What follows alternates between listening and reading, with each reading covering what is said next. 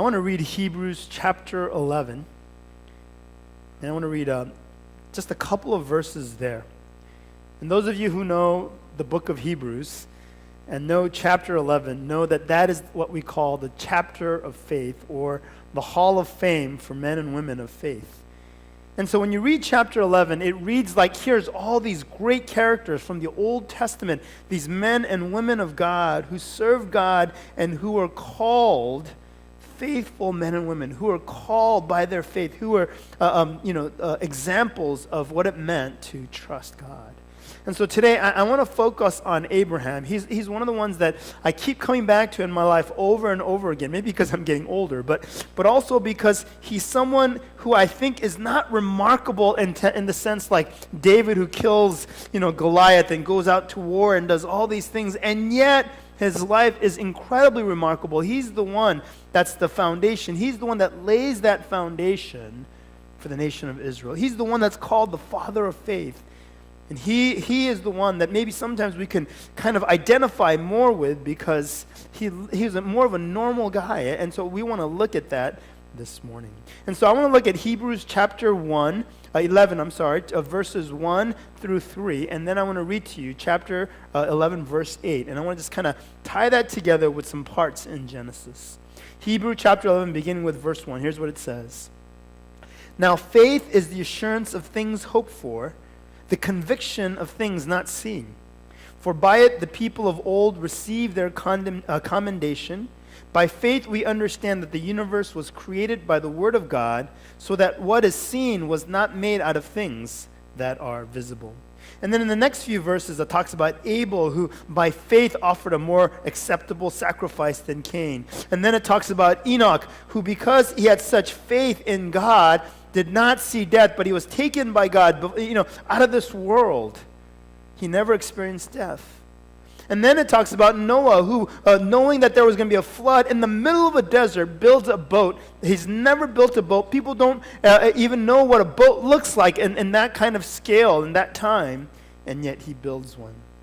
And then we come to Abraham, the one that we're going to be talking about this morning. And it says in verse 8, by faith Abraham obeyed when he was called to go out to a place that he was to receive as an inheritance. And he went out, not knowing where he was going. As we're continuing on this series in faith, I think it's very appropriate that we talk about Abraham this morning. You see, when we believe in someone, when we have faith in God, what happens is that God often calls us to some place that's very uncomfortable, some place that we don't necessarily want to go in our natural decision-making, in our own comfort, where we feel very safe. And what's interesting is the only way that we can go to these places, the only way that we can live by faith is when we choose, when we decide, when we understand that the foundation of our life is not about me. It's not about me living a successful or a peaceful or a happy life, but rather it's something bigger than us, that there is something worth giving our lives for. When we think about this holiday that we're coming tomorrow, this Memorial Day, basically it's talking about men and women who gave their lives in service of their country in the armed forces. And so we remember them, we memorialize them. Why? Because they did some heroic, great things, not necessarily, but a lot of them, they believed in something greater, to the fact that they would be willing to lay down their lives when they needed to, in order to accomplish a greater good. I think that's a great example and an illustration for Christians and how we ought to live. If we truly believe in God, if we truly believe that there's something more than this life, then we need to be men and women who are willing to lay down our life, if not literally, at least figuratively. When the Bible says, take up your cross daily, when the Bible says, die to yourself that you may live to Christ, what the Bible is saying is there's something more important than your life, your day-to-day life. And so this morning, what I want to talk about is what I call uncomfortable faith. Uncomfortable faith. If you really want to walk in faith, if you really want to walk after God, when Jesus says, take up your cross daily and follow after me, what he's talking about is not something that's easy or comfortable or something that's just simple to do, but he's talking about something that will cause you discomfort, pain, anguish, maybe even suffering, and in some cases, death. I'm not trying to make this a negative thing, but what I want you to understand is when we believe in God, when we follow after Jesus Christ, faith calls us to places that we may not want to go, where we're not comfortable, where we don't feel safe, where we don't feel like we know what to do, where we may even be afraid of what's coming next. But then why do we do it? Why do we step out in faith? Well, why are we called to do that? In Hebrews 11, there's a definition of faith I think that is very important for us to think about as we think about this idea of uncomfortable faith. Now, faith is the assurance of things hoped for, the conviction of things not seen. The author of Hebrews says this. He says, faith, Christian faith, is being sure of something, is being convicted, knowing for certainty that something will happen. What does that mean? Does that mean that you just have faith in faith and you just say, somehow if I believe this hard enough, then God will bring about these things? No, not at all. What it's saying is that for Christians, the object of our faith is not faith itself, but it is God and his promises. It is God and his promises. If we lose sight of that, then we lose sight of what it means to really have faith as a Christian. See, I can hope and desire for all these things in my life. I can hope for my daughters to grow up and live good, successful lives. I can hope for a better future. I can hope for a great marriage. I can hope and have all these things. And I'm not saying that those aren't things that we can't work towards, but there is no certainty in those things. And so I don't really hope for and put my trust in my ability, in my effort to bring about success, to bring about a great marriage, or bring about a great relationship, because those things are not in my control. But what I do hope in and what I do place my faith in is God and his promises, and that he's able to do it. And so when I look at a marriage and people are saying, Pastor James, what must I do to have a great marriage? Or what must I do to have a great successful career? How can I really get ahead? How can I grow? How can I be more successful? My answer to them is, it's not by figuring out all those books and figuring out all those things are all tools that might help. But ultimately, if you really want to be stretched, if you really want to have certainty in those things, then you go and say, God, I surrender my marriage to you.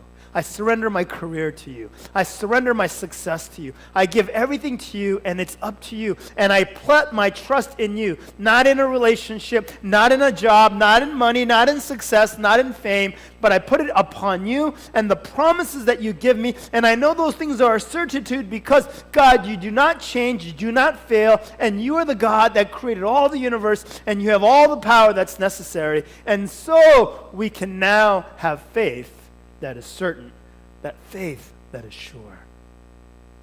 See, the object of our faith is incredibly important.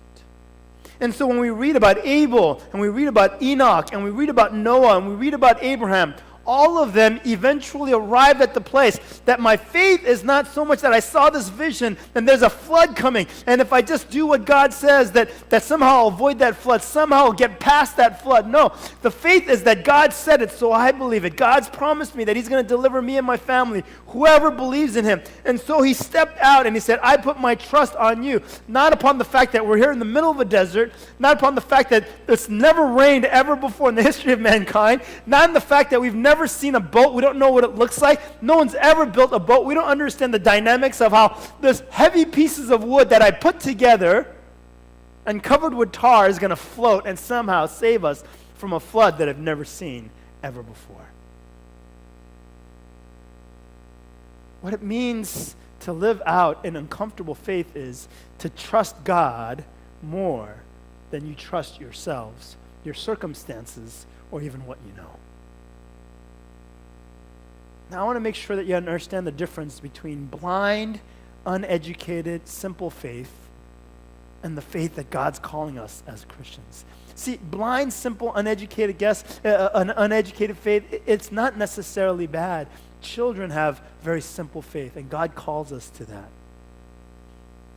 But the thing is that we are not to have a faith that just says, we're just going to believe in whatever we believe. Ultimately, that faith needs to mature and say, because it's you, God, I will step out in faith and go where I've not been before, go where I feel uncomfortable. Do we trust in God, or do we just want to just blindly step out? Some people, it cracks me up because some people are just big risk takers and they're willing to do all kinds of things. They're the ones that are out there doing those extreme sports maybe, and they're the ones that take all kinds of risks. It cracks me up because I've seen people like this. I had a friend when I was in seminary who ended up quitting seminary and ended up leaving the ministry because he became addicted to gambling. The first time he ever went, he just went with a bunch of family members, and they went to Las Vegas. No big deal. So they all had a little bit of money, and he went. And then for some reason, in the back of his mind said, I just believe that I can win lots of money. I can, and he just kept going, and he just kept borrowing money, kept using his savings, went back to his ATM. He didn't have a lot of money. He used his seminary tuition. He did all these things, and he got addicted to it, and he's a smart, bright guy. And yet, somewhere in the back of his mind, he just said, I know what the odds are, but I still believe. That's not the kind of faith that God's calling us to. Some kind of blind faith. The kind of faith that God is calling us to is no matter what the odds are, no matter what the circumstances are, that the object of faith is God, and so then we know that we will indeed be proved out in our faith in one way or another. I want to encourage you this morning because some of you I know are going through times that are trying or difficult. I know for me, I've been tested in this area a few years back, and even now, I go through periods where I feel like, God, you're still stretching me out. And here's the thing that I want to point out to you about how God stretches us in our faith. For some of us, it's really easy to trust some promises of God, and for some of us, it's hard on those same promises, and then others, it's easy to trust these promises of God. And it's because of our experience, and it's because of our temperament, it's because of who we are. Some people can trust some things very easily, while some people have a hard time trusting some things within God. And so this morning, I want to talk to you, a case study, if you will, about Abraham. And Abraham is a very interesting character because let me tell you a few things about him. I believe that Abraham was not very remarkable in many ways. The area in which he was the most remarkable, I think, is that when God calls him, he musters up this courage to say, I know God. I don't know him fully. I don't know him well. But I know him, and so I'm going to step out in faith and courage, and I'm just going to follow after him. And then he doubts, and then he questions, and he has moments of crises, but he puts himself into an uncomfortable position. See, some people like going to a new country, like going to a new place. There's people that like to explore. There are people who are natural pioneers and adventurers. There's some people that you put something unknown out there and they're drawn to it and they want to go to it. I actually have a little bit of that. I love to go to new places. I love to try new food. If I was a single guy and I never got married, I probably wouldn't mind hopping around from state to state, place to place, country to country. I'd like to explore. It seems a lot of fun to me, but for a lot of people, they don't want that. They want steadfastness. For me, that's hard. That's opposite. But when you look at the life of Abraham, what you find is, I don't think he's an adventurer. He likes peace. He likes security. He likes comfort. And yet God calls him, and then he begins to stretch him. And the more important story that I find, that commonality that you and I can gain from is not so much that he sacrifices his only son, Isaac. Not so much that he believes God and gets a son at his old age. Not all those things. Not even that he goes out into a promised land that he's never been to before, not even knowing where he's going. But through all that, he never falls away from God, but he just continues on after God. And at the end of it, he becomes a blessing to others. Do you know why he becomes a blessing to others? Do you know why the Bible calls him the father of faith? Because when you look at his life and you measure it, you say, how did he do all those things. And what you come to a conclusion is, he didn't do it. He trusted in a God who stretched him and brought him through things that he could not otherwise by himself. See, if you look at someone's life and you go like, he's the smartest, he's the best at something, and they succeed, you go like, wow, he succeeded. Everybody expected it. But when you see someone where you go like, we didn't ever expect them to succeed. We don't see any, and how did you do it? And you just see how God worked in his life, and this guy took risks. He got outside of his comfort zone. He continued, or she continued to do things that weren't easy for them, but they kept doing it. And you ask them why. It says, because I felt like God was calling me to it. And even though when it was hard, I trusted him, and I follow out after him. And then you see that, then that's a blessing to us, because we say like, wow, this guy who was not much of anything accomplished much because God was in his life. The Bible actually says, when we are weak, then who? He is strong. His strength is perfected in our weakness. And I think Abraham has some of those qualities. One of the things that I find about Abraham is that he's very kind of calm and he doesn't like changes. And not only that, he doesn't like conflict. And the reason why I know he doesn't like conflict is because of this. Do you remember in the very beginning, when God promises that he's going to make him fruitful, and he's going to have a son, and they don't have children. So what does his wife Sarah say to him? All right, we've been trying, we're not having kids. So what does she do? Here's my maidservant. Okay, go sleep with her. Let's have our children through her. So she tries to circumvent.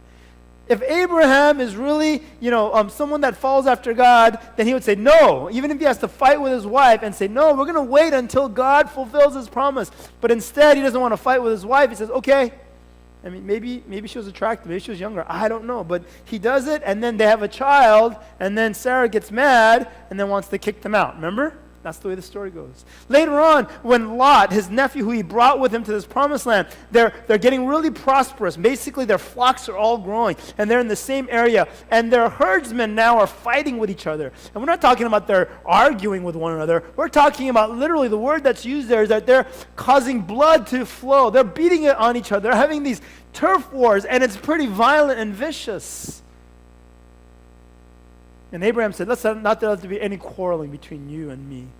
And he says, you pick out any of the land, and wherever you go, I'll go the opposite direction. He doesn't even want to quarrel with his nephew, Lot. Later on, when he goes into Egypt for a period because of a famine, he tells his wife Sarah, says, hey, when we go there, let's tell all the Egyptians that you're my sister, which is true because you're my half-sister, and not my wife, so that they won't fight with me and try to take you away from me. Instead, they'll treat me well, right? Because, they're going to want to try to woo you over. He doesn't want to fight. He doesn't want any problems. He wants to just kind of live a peaceful, simple life. That's the temperament and nature of Abraham. But God stretches him. The way that God stretches us is that he wants us to step out and trust him more than ourselves, our talents, our resources, everything that we have. Then how do we do this? Let me just give you a couple of quick suggestions this morning. Number one, you have to know where your weaknesses lie. When you know your weaknesses, here's what happens. God uses those to stretch you.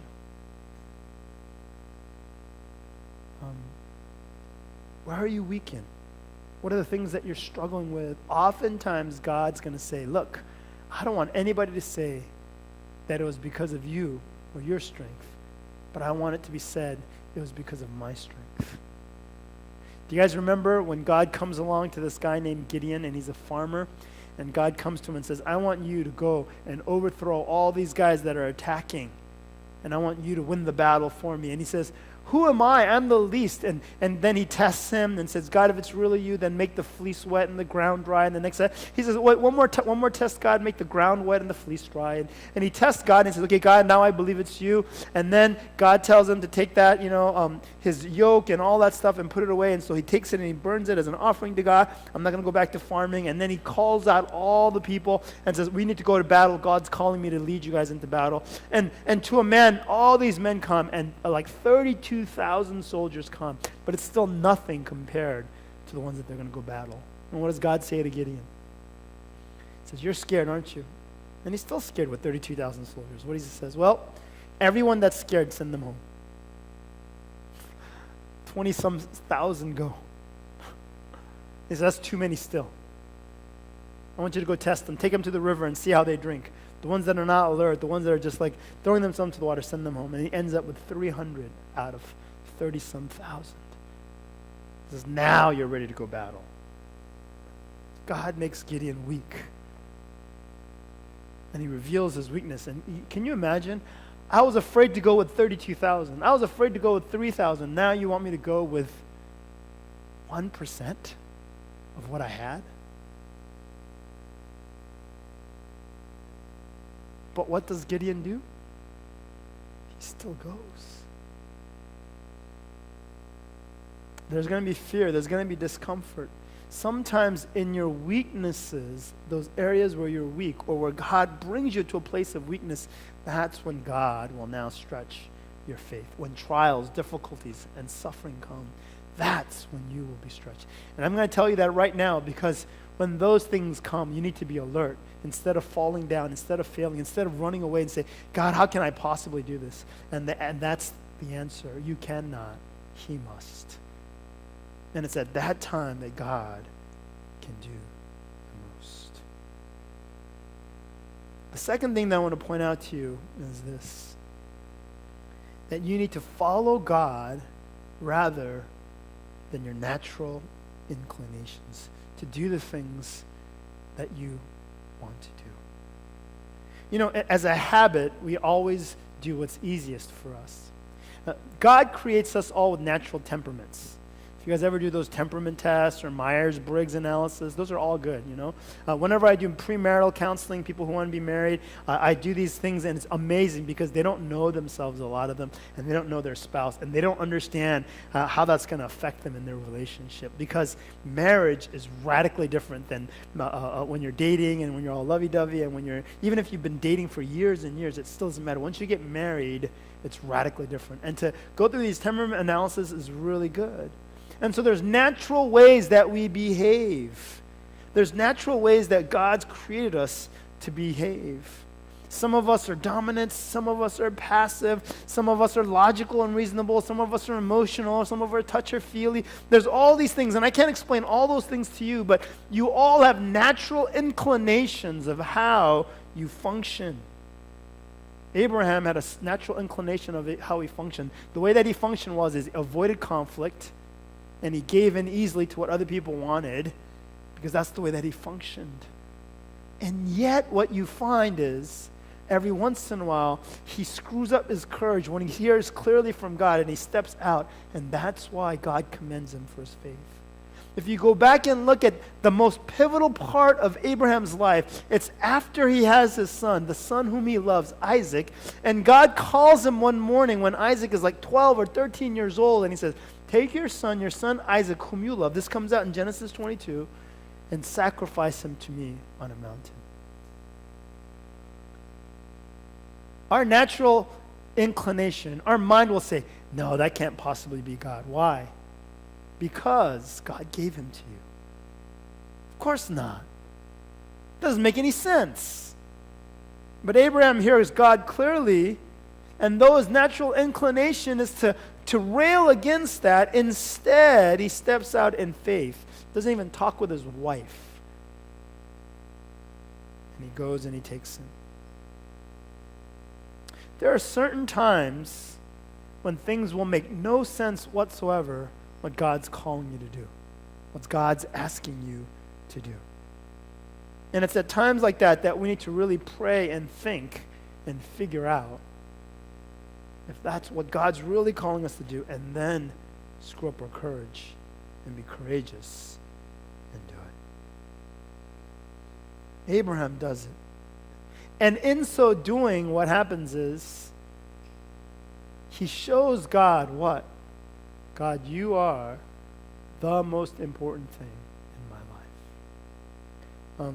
A number of years ago, I remember this, and it was, I think I read about it maybe about the second year of my marriage.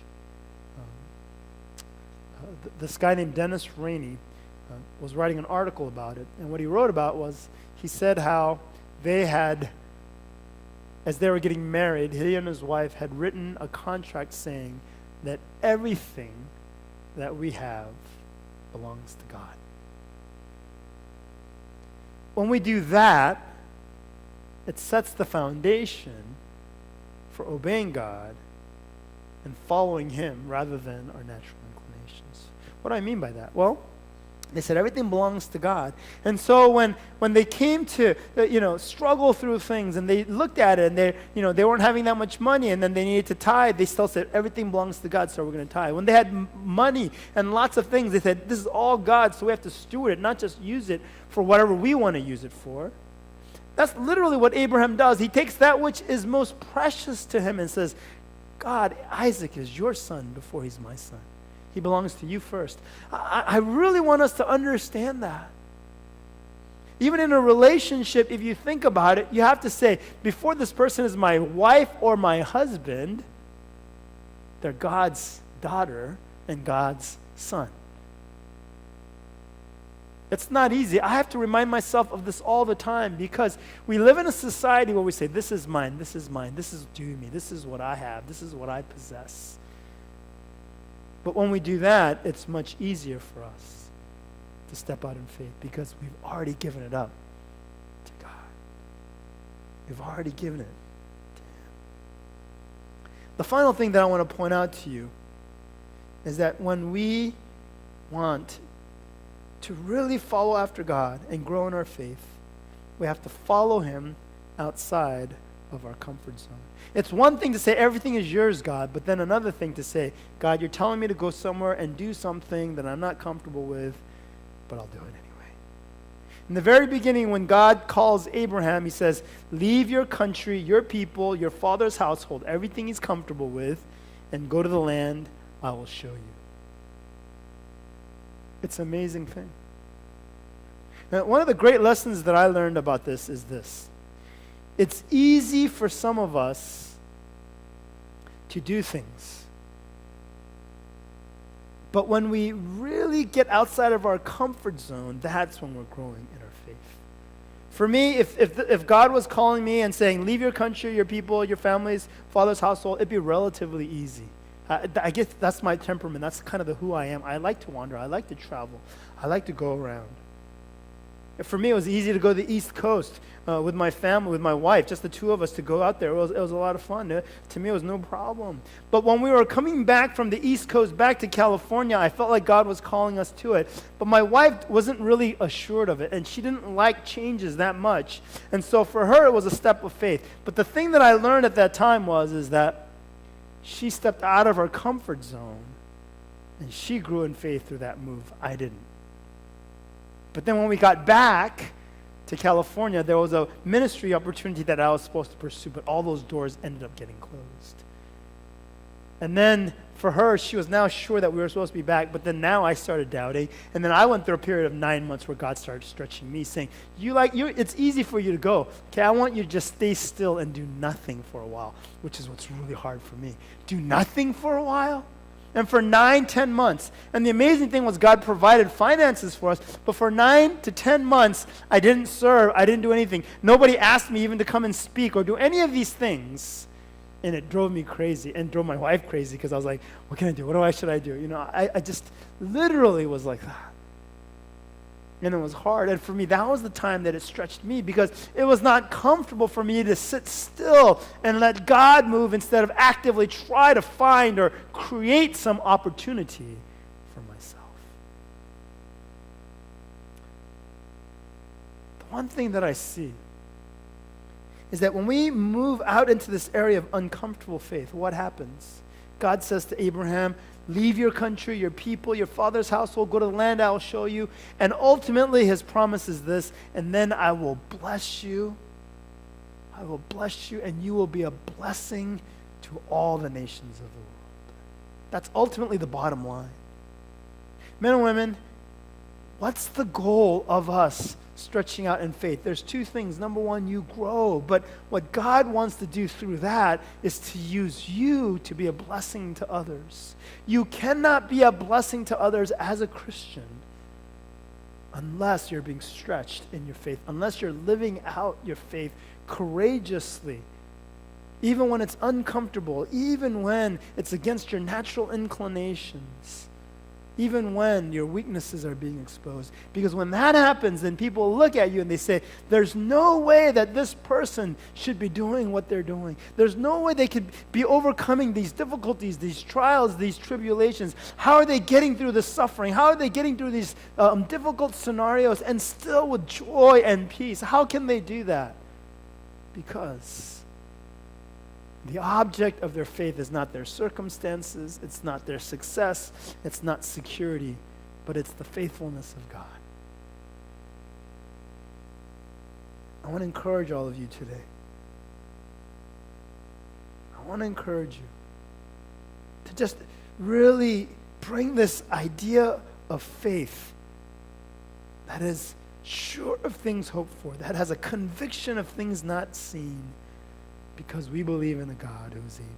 We believe in him and his promises. It may not all work out here in this life, but we know that he is faithful to the very end. And as a result, we will be blessed as we walk after him. We know that we will also be a blessing to others. And that's what I pray for all of you this morning. I want to encourage all of you. Let God stretch you.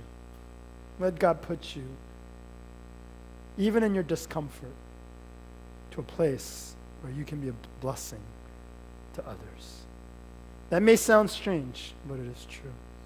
When we look at those heroes that fell in faith, when we look at the soldiers who died in those wars and skirmishes, what we find is that we look upon them and we are blessed and challenged and inspired by the way that they live for something greater than their comfort, than their success, than even their own lives. Greater love has no man than this, that he lay down his life for a friend. And may we do that. May we pour out our lives. May God use us to bless others.